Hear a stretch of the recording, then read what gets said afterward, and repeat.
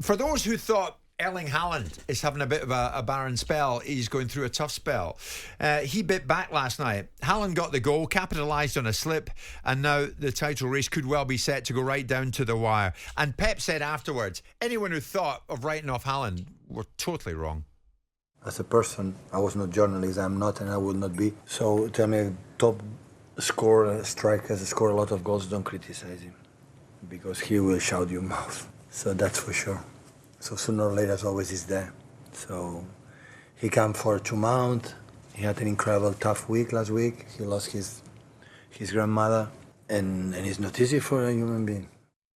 So anyone, as he says, who thought of writing off Haaland, you better shut your mouth, because here he is. Is he going to be the difference, do you think, Danny? If Manchester City are going to win it, is Haaland the main difference between them and the rest? Well, not on his own, but he is a huge factor in City winning the treble. And his goals in hugely important moments. He's a wonderful player.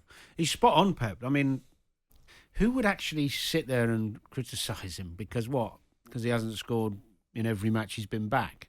I mean, any player comes back from a long absence, takes a little bit of time to hit the ground. He's still getting in great positions. He looks quite good physically. Doesn't look short.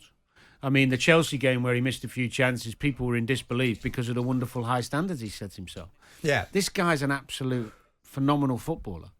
He's nearly perfect.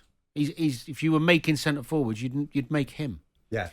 He's disciplined, he's quick, You he's said strong. he was a complete striker just last week. Well, he is. But he went into last night having failed to score in 6 of his previous 7 matches. So, which is unusual for him. That's why eyebrows were raised. And when will he get it back? So he got it back last night, albeit capitalised on a mistake. But that's what he does. He does. And as I said before, even the greatest players in the world take a little bit of time to come back. It's a long time out. Get his sharpness, get his rhythm, get his feel.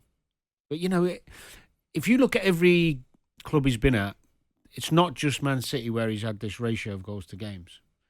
This is someone who was born to score goals. And actually, the more you doubt him, the more he'll come back and prove you wrong.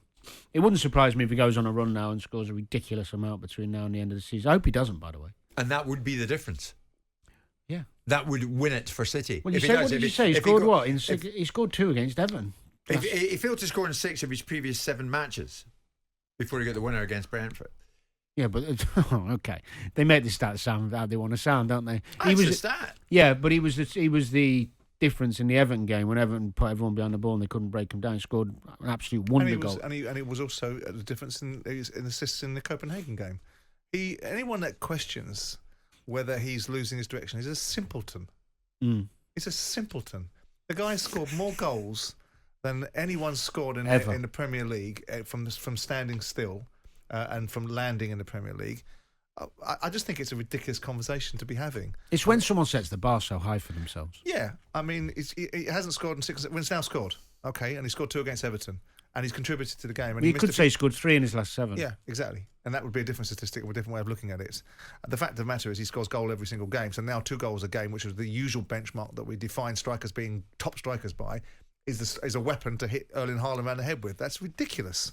He's, if Carlsberg made centre forwards, it would be Erling Haaland.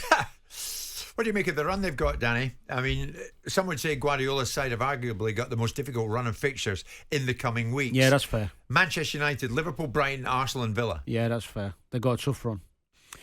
The only hope, well, I say the only hope, a bigger hope than last season for Arsenal and Liverpool is that they're not as defensively sound as they were last season. The numbers tell you that, but your eyes do as well. And the majority of last season, they played with a fullback being who would go into midfield to make an extra midfielder.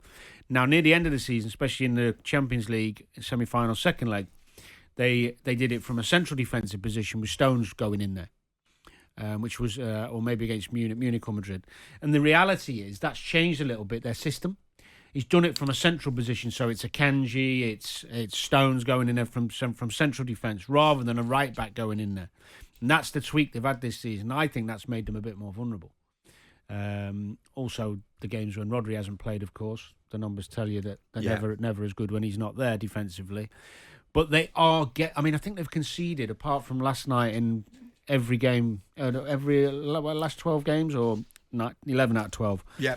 So there is a vulnerability there that wasn't there the That second wasn't half there of last before. season. Yeah. So that is, And that's why the conversation should be had. yeah, it should be had. And also Arsenal and Liverpool, they're very capable of going on runs, as are City. But it's great for football that we've got this. Yeah.